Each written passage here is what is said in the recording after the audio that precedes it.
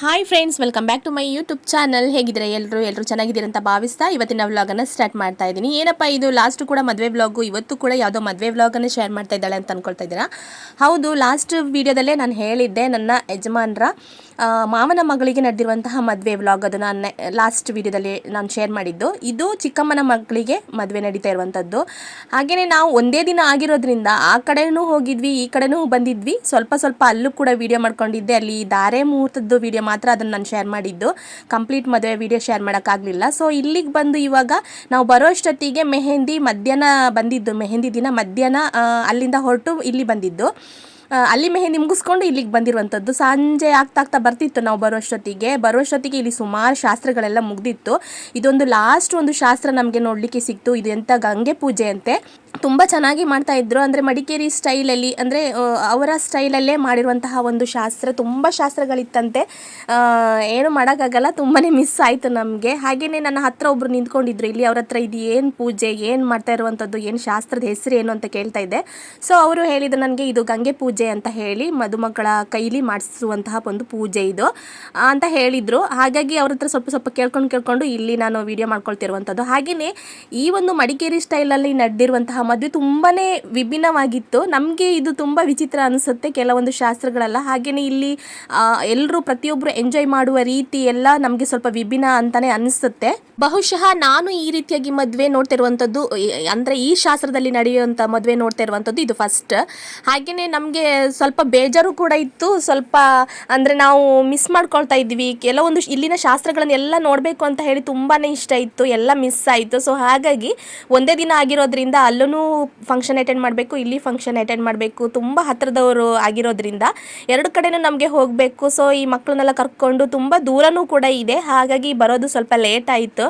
ಹಾಗೆಯೇ ಈ ಮದುಮಗಳ ಹೆಸರು ಬಂದು ಜೀನಿಯಾ ಅಂತ ಹೇಳಿ. ಇವಳ ಮೆಹಂದಿ ಕಾರ್ಯಕ್ರಮವನ್ನು ನಾನು ಯಾವಾಗ ನಾವು ಇಲ್ಲಿಗೆ ಬಂದ್ವಿ ಅಲ್ಲಿಂದ ನೈಟ್ ತನಕ ಕೂಡ ನಾನು ವಿಡಿಯೋ ಮಾಡ್ಕೊಂಡಿದ್ದೀನಿ. ಆ ಒಂದು ವಿಡಿಯೋನ ಶೇರ್ ಮಾಡ್ತೀನಿ.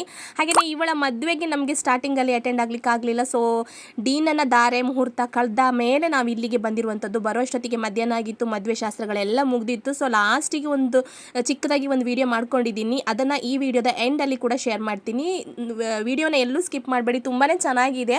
ಹಾಗೆಯೇ ನಮ್ಮ ಊರ ಕಡೆ ನಡೆಯುವಂತಹ ಮದುವೆಗೂ ಇವರ ಕಡೆ ನಡೆಯುವಂತಹ ಮದುವೆಗೂ ತುಂಬಾ ವ್ಯತ್ಯಾಸಗಳಿದ್ದಾವೆ. ಹಾಗಾಗಿ ಈ ಒಂದು ವಿಡಿಯೋವನ್ನು ಶೇರ್ ಮಾಡ್ತಾ ಇದ್ದೀನಿ, ಯಾಕೆಂದರೆ ನಾನು ಕೂಡ ನೋಡಿ ತುಂಬಾ ಎಂಜಾಯ್ ಮಾಡಿದ್ದೀನಿ. ಹಾಗೆಯೇ ನೀವು ಕೂಡ ಈ ವಿಡಿಯೋವನ್ನು ನೋಡಿ ಎಂಜಾಯ್ ಮಾಡಲಿ ಅಂತ ಹೇಳಿಬಿಟ್ಟು.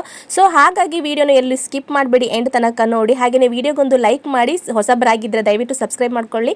ಹಾಗೆಯೇ ದಯವಿಟ್ಟು ನಿಮ್ಮ ಅನಿಸಿಕೆ ಏನಿದೆ ಅನ್ನೋದನ್ನು ಕಮೆಂಟ್ ಮುಖಾಂತರ ತಿಳಿಸಿ. ಹಾಗೆಯೇ ಶೇರ್ ಮಾಡಲಿಕ್ಕೆ ಸಾಧ್ಯ ಆದರೆ ಶೇರ್ ಕೂಡ ಮಾಡ್ಕೊಳ್ಳಿ ಅಂತ ಹೇಳ್ತಾ ವಿಡಿಯೋನ ಮುಂದುವರಿಸೋಣ ಬನ್ನಿ. ಹಾಗಾದರೆ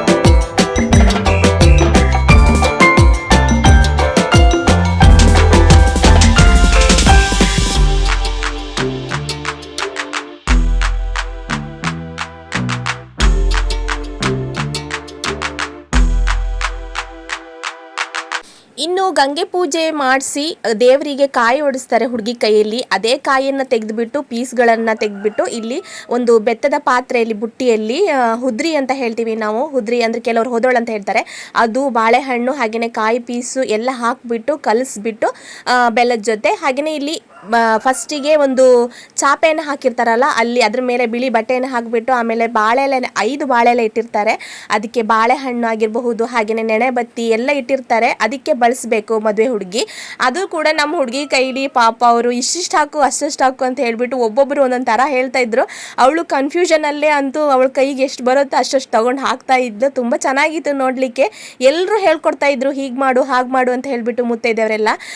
ಹಾಗೆ ಏನೋ ಒಂದು ಕನ್ಫ್ಯೂಷನಲ್ಲೇ ಹಾಕಿದ್ಲು ಅವಳು. ಕೊನೆಗೂ ಅದು ಸ್ವಲ್ಪ ಜಾಸ್ತಿ ಐತಂತೆ, ಆದರೂ ಪರವಾಗಿಲ್ಲ ಅಡ್ಜಸ್ಟ್ ಮಾಡಿಕೊಂಡು ಮುಂದೆ ಶಾಸ್ತ್ರವನ್ನು ಮುಂದುವರಿಸಿದ್ರು. ಹಾಗೆಯೇ ಇಲ್ಲಿ ಇನ್ನೊಬ್ಬರು ಹುಡುಗಿನ ಇವರು ಅಕ್ಕ ಏನೋ ಆಗ್ತಾರೆ ಸಂಬಂಧದಲ್ಲಿ ಅನಿಸುತ್ತೆ ಮೋಸ್ಟ್ಲಿ. ಅದು ಏನು ಹುಡುಗಿಗೆ ಮದುವೆ ಹುಡುಗಿ ಮತ್ತು ಕಂಚಿನಕ್ಕಿ ಯಾರು ಹಿಡ್ಕೊಂಡಿದ್ದಾರೆ, ಕಂಚು ಕನ್ನಡಿ ಅಂತ ಹೇಳ್ತಾರೆ, ಮದುವೆ ಹುಡುಗಿನ ಅಕ್ಕ, ಅವರಿಗೆ ಕೂಡ ಬಾಳೆ ಎಲೆಯನ್ನು ಒಂದು ಹೋಲ್ ಮಾಡಿಬಿಟ್ಟು ಅದರ ಮಧ್ಯದಲ್ಲಿ ಬೊಟ್ಟಿಡಬೇಕು.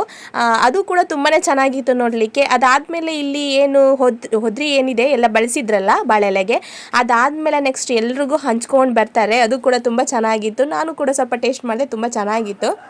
ಇನ್ನು ಗಂಗೆ ಪೂಜೆಗೆ ಅಂತ ಹೇಳಿಬಿಟ್ಟು ಸ್ಟಾರ್ಟಿಂಗಲ್ಲಿ ಏನು ಇಲ್ಲಿ ಚಾಪೆ ಹಾಕ್ಕೊಂಡಿರ್ತಾರೆ ಅದ್ರ ಮೇಲ್ಗಡೆನೆ ಅಕ್ಕಿ, ಕಾಯಿ, ಹೂ, ಹಣ್ಣು ಎಲ್ಲ ಇಟ್ಬಿಟ್ಟು ದೀಪ ಎಲ್ಲ ಹಚ್ಚಿಬಿಟ್ಟು ಗಂಗೆ ಅದೇ ಗಂಗೆ ರೂಪ ಅಂತ ಹೇಳಿಬಿಟ್ಟು ಪೂಜೆಯನ್ನು ಮಾಡುವಂಥದ್ದು. ಇದೆಲ್ಲ ಬಳಸಿ ಎಲ್ಲ ಆಯಿತು. ನೆಕ್ಸ್ಟ್ ಇವಾಗ ಪೂಜೆ ಎಲ್ಲ ಮಾಡಿಸ್ತಾ ಇದ್ದಾರೆ ಮದುಮಗಳ ಕೈಯಲ್ಲಿ.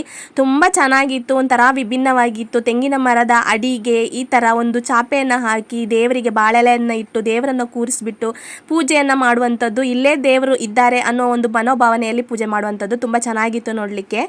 ಇನ್ನು ನನ್ನ ವಿಡಿಯೋ ನೋಡ್ತಾ ಇರೋರಲ್ಲಿ ಒಂದು ರಿಕ್ವೆಸ್ಟು, ಯಾರಿಗೆಲ್ಲ ನಿಮ್ಮ ಮದುವೆ ಶಾಸ್ತ್ರದಲ್ಲಿ ಈ ಥರ ಶಾಸ್ತ್ರ ಎಲ್ಲ ಮಾಡಿದ್ದಾರೆ ಅಂತ ಹೇಳಿಬಿಟ್ಟು ಕಮೆಂಟ್ ಬಾಕ್ಸಲ್ಲಿ ತಿಳಿಸಿ. ನಾನು ಕೂಡ ತಿಳ್ಕೊಂಡು ಖುಷಿ ಪಡ್ತೀನಿ.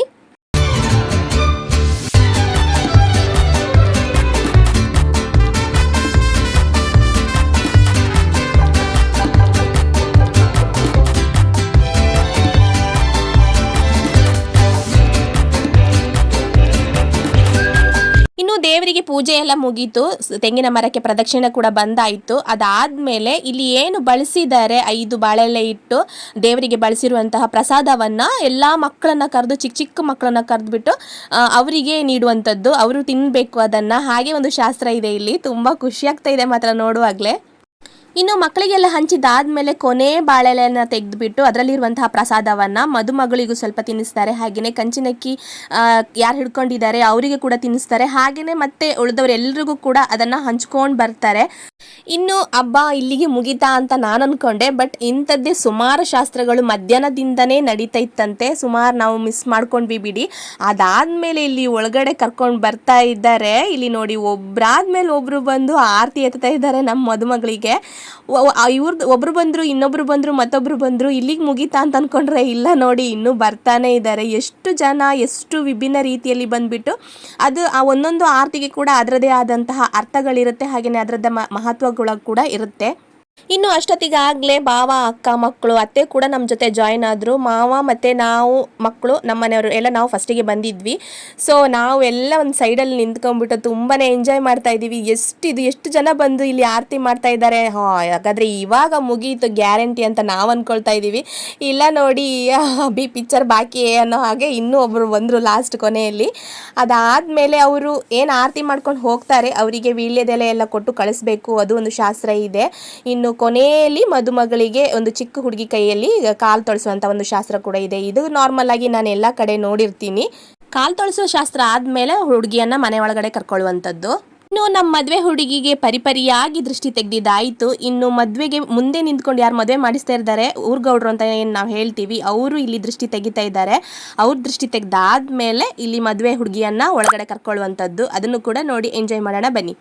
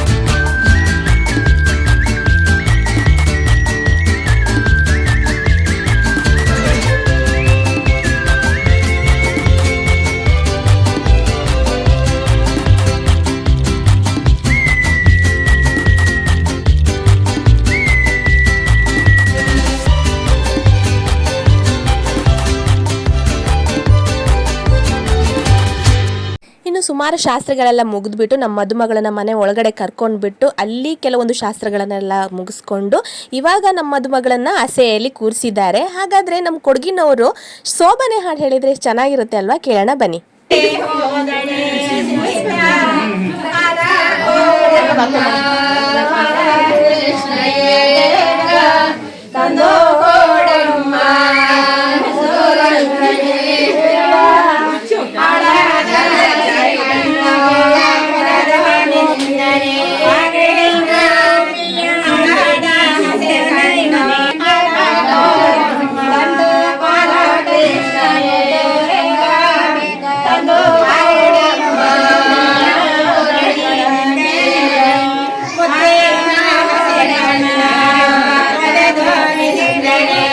ಇನ್ನು ನಾವು ಒಳಗಡೆ ಎಲ್ಲ ಸ್ವಲ್ಪ ಹೊತ್ತು ನಿಂತ್ಕೊಂಡು ಸ್ವಲ್ಪ ನಾನು ವಿಡಿಯೋ ಮಾಡ್ಕೊಂಡೆ. ಅಲ್ಲಿ ಕೆಲವು ನಡೆದಿರುವಂತಹ ಶಾಸ್ತ್ರಗಳನ್ನು ಕೆಲವೊಂದು ನೋಡಿ ಎಂಜಾಯ್ ಮಾಡಿದ್ವಿ. ಅದಾದಮೇಲೆ ಹೊರಗಡೆ ಬಂದು ಕೂತ್ಕೊಂಡ್ವಿ. ಎಲ್ಲ ಶಾಸ್ತ್ರ ಮುಗಿತಾ ಬರೋ ಅಷ್ಟೊತ್ತಿಗೆ ಚಿಕ್ಕತ್ತೆ ಬಂದುಬಿಟ್ಟು ನಮ್ಮನ್ನೆಲ್ಲ ಇವಾಗ ಮಾತಾಡಿಸ್ತಾ ಇದ್ದಾರೆ. ಅಂದರೆ ತುಂಬ ಬ್ಯುಸಿಯಾಗಿಬಿಟ್ಟಿದ್ರು, ಎಲ್ಲವನ್ನು ಅವರೇ ನೋಡ್ಕೊಳ್ಬೇಕಲ್ಲ.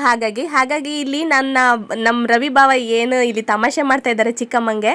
ನಾವು ಆವಾಗಲೇ ಮಾತಾಡಿಸಿದ್ವಿ, ನೀವು ನೋಡಿರಲಿಲ್ಲ. ನಾನು ಕರೆದ್ರೂ ಕೂಡ ನೀವೇನೋ ಸೀರೆಯಲ್ಲಿ ಕಟ್ಕೊಂಡ್ಬಿಟ್ಟು ಸೀದಾ ಒಳಗಡೆ ಓಡೋಗ್ತಿದ್ರಿ, ನೀವೇನೋ ಹೊಡಿಯೋ ರೇಂಜಿಗೆ ಹೋಗ್ತಾ ಇದ್ರಿ. ಹಾಗಾಗಿ ನಾನು ಜಾಸ್ತಿ ಮಾತಾಡೋಕೆ ಹೋಗಲಿಲ್ಲ. ಆಮೇಲೆ ಫ್ರೀ ಆದಾಗ ನೀವೇ ಬಂದು ಮಾತಾಡಿಸ್ತೀರಾ ಅಂತ ಹೇಳ್ಬಿಟ್ಟು ಸುಮ್ಮನೆ ಹಾಕ್ಕೊಂಡ್ವಿ ಅಂತ ಹೇಳ್ಬಿಟ್ಟು ಅದೇ ಹೇಳ್ಕೊಂಡು ಎಲ್ಲರೂ ನಕ್ಕು ಸಾಕಾಯಿತು ನಮಗೆ. ತುಂಬಾ ತಮಾಷೆ ಮಾಡ್ತಾ ಇದ್ರು. ಅವರು ಕೂಡ ಹಾಗೇನೆ ತುಂಬಾ ಎಂಜಾಯ್ ಮಾಡ್ತಾರೆ ನಮ್ಮ ಜೊತೆ. ನಮ್ಮ ಒಂದು ಏಜಲ್ಲಿ ಹೆಂಗೆ ಮಾತಾಡ್ತೀವಿ ನಾವು ಅದೇ ಥರ ಮಾತಾಡ್ಕೊಂಡು ನಮ್ಮ ಜೊತೆ ಎಂಜಾಯ್ ಮಾಡ್ತಾರೆ.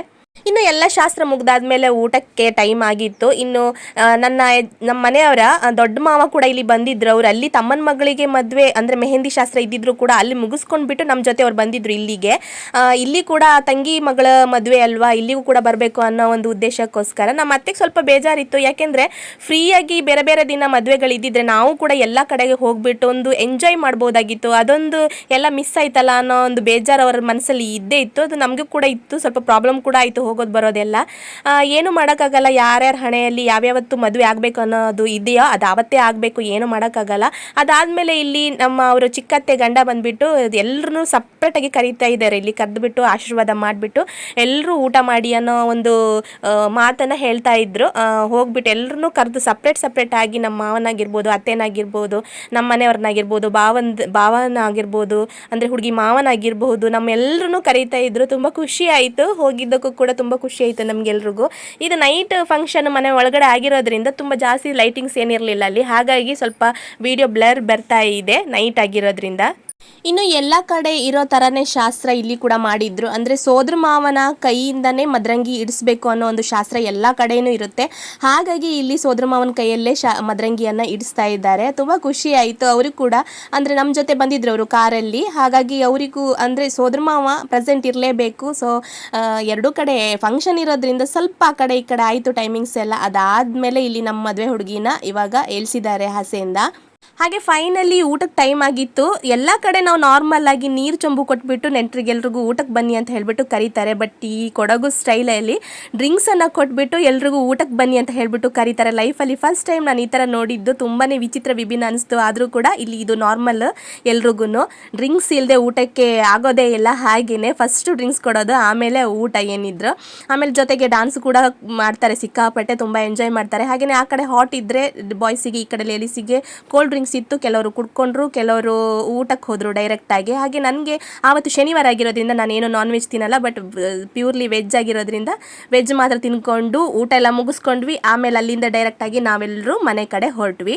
ಇನ್ನು ಇದು ನೆಕ್ಸ್ಟ್ ಡೇ ಅಲ್ಲಿ ಡೀನನ ಮದುವೆ ಧಾರೆ ಮುಹೂರ್ತ ಮುಗಿಸ್ಕೊಂಡು ನಾನು ಇಲ್ಲಿಗೆ ಮತ್ತೆ ಫೈನಲಿ ಮಧ್ಯಾಹ್ನ ಬಂದಿದ್ವಿ.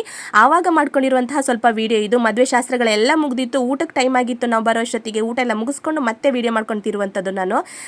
ಇನ್ನೇನು ಹುಡುಗಿನ ಶಾಸ್ತ್ರ ಎಲ್ಲ ಕಳೆದ್ಬಿಟ್ಟು ಹುಡುಗನ ಮನೆ ಕರ್ಕೊಂಡು ಹೋಗಬೇಕು ಅನ್ನೋಷ್ಟೊತ್ತಿಗೆ ನೋಡಿ ಇಲ್ಲಿ ಒಂದು ಫ್ಯಾಮಿಲಿ ನಡೆಸಲಿಕ್ಕೆ ಬೇಕಾಗಿರುವಂತಹ ಎಲ್ಲ ಐಟಮನ್ನು ಕೊಟ್ಟು ಕಳಿಸ್ತಾರೆ. ಪಾತ್ರೆ ಪಗಡೆ ಆಗಿರಬಹುದು, ಬಟ್ಟೆಗಳಾಗಿರಬಹುದು, ಮಂಚ ಆಗಿರಬಹುದು, ಏನೆಲ್ಲ ಅಪ್ಪ ಅಮ್ಮಂಗೆ ಮಗಳಿಗೆ ಕೊಟ್ಟು ಕಳಿಸ್ಬೇಕು ಅನಿಸುತ್ತೋ ಅದೆಲ್ಲವನ್ನು ಇಲ್ಲಿ ಕೊಟ್ಟು ಕಳಿಸ್ತಾ ಇದ್ದಾರೆ.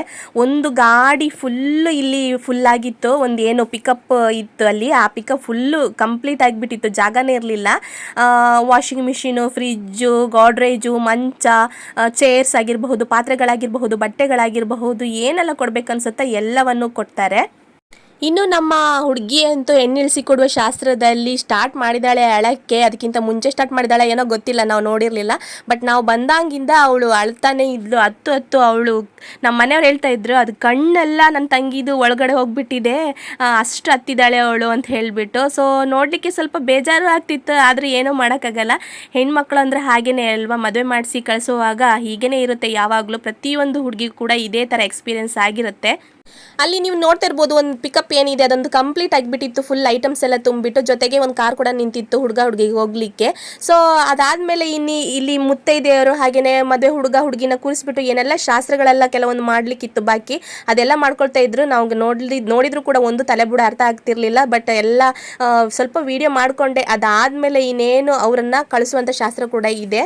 ಇನ್ನು ಹುಡುಗಿನ ಕಾರ್ ಹರಿಸ್ಬಿಟ್ಟು ಎಲ್ಲ ಕಳಿಸ್ಕೊಟ್ಟು ಎಲ್ಲ ಶಾಸ್ತ್ರಗಳನ್ನೆಲ್ಲ ಮುಗಿಸ್ಕೊಂಡ್ರು. ಅದಾದಮೇಲೆ ನಾವು ಒಳಗಡೆ ಹೋಗ್ಬಿಟ್ಟು ಅತ್ತೆ ಮಾವನ ಹತ್ರ ಸ್ವಲ್ಪ ಮಾತಾಡ್ಕೊಂಡ್ಬಿಟ್ಟು ಸ್ವಲ್ಪ ಹೊತ್ತು ಅಲ್ಲಿ ಕೂತ್ಕೊಂಡು ಮಾತಾಡಿಕೊಂಡು ಎಂಜಾಯ್ ಮಾಡಿಕೊಂಡು ನಾವು ಕೂಡ ಇನ್ನೇನು ಅಲ್ಲಿಂದ ಹೊರಟ್ವಿ. ಸೊ ಓಕೆ, ಹಾಗಾದರೆ ಇವತ್ತಿನ ಈ ಒಂದು ಮಡಿಕೇರಿ ಸ್ಟೈಲ್ನಲ್ಲಿ ನಡೆದಿರುವಂತಹ ಮದುವೆ ನಿಮ್ಗೆಲ್ರಿಗೂ ಇಷ್ಟ ಆಗುತ್ತೆ ಅಂತ ಭಾವಿಸ್ತೀನಿ. ಇಷ್ಟ ಆದರೆ ಪ್ಲೀಸ್ ಒಂದು ಲೈಕ್ ಮಾಡಿ, ಶೇರ್ ಮಾಡಿ, ಕಮೆಂಟ್ ಮಾಡಿ. ಹಾಗೆಯೇ ಸಬ್ಸ್ಕ್ರೈಬ್ ಮಾಡಿಲ್ಲ ಅಂದರೆ ಸಬ್ಸ್ಕ್ರೈಬ್ ಮಾಡಿ, ವಿಡಿಯೋನ ನೋಡಿ ಸಪೋರ್ಟ್ ಮಾಡಿ. ದಯವಿಟ್ಟು ಕಮೆಂಟ್ ಮಾತ್ರ ತಿಳಿಸಿ ಅಂತ ಹೇಳ್ತಾ ಮುಂದಿನ ಒಂದು ಹೊಸ ವಿಡಿಯೋದೊಂದಿಗೆ ಮತ್ತೆ ಸಿಗ್ತೀನಿ. ಅಲ್ಲಿವರೆಗೂ ಎಲ್ರಿಗೂ take care, bye. Thank you for watching.